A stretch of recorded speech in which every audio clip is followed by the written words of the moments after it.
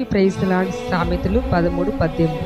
శిక్షను ఉపేక్షించువానికి అవమాన దారిద్రతలు ప్రాప్తించును, గద్దింపును లక్ష్యపెట్టువానికి ఘనత నొందును.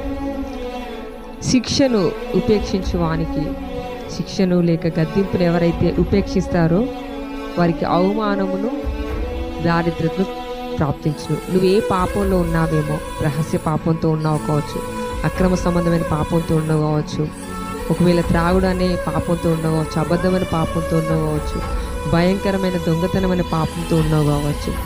దేవుడు నీలో పెట్టిన మనస్సాక్షి నిన్ను గద్దిస్తున్నప్పుడు, దేవుడు నిన్ను చాలాసార్లు హెచ్చరిస్తున్నప్పుడు, సేవకుల వాక్యం ద్వారా నిన్ను గద్దిస్తున్నప్పుడు, నిన్ను సరి చేస్తున్నప్పుడు, ఒకవేళ ఆ గద్దింపుకు లోబడకపోతే నీవు తప్పకుండా అవమానపరచబడతావు. అయ్యో, తను ఈ పాపం చేశాడు, ఈ తప్పిదం చేశాడా, ఇంత నమ్మకస్తుడు ఇలా చేశాడా అని అనేకుల మధ్య నీ జీవితంలో అవమానపరచబడతావు.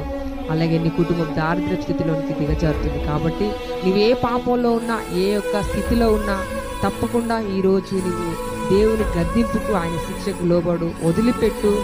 నువ్వు దేవుని యొక్క రాకడలో ఎత్తబడతావు. ఆయన వాక్యంలో నడువు. తప్పకుండా నేను దీవిస్తాను, ఆశీర్వదిస్తాను. క్రైస్తలాలు.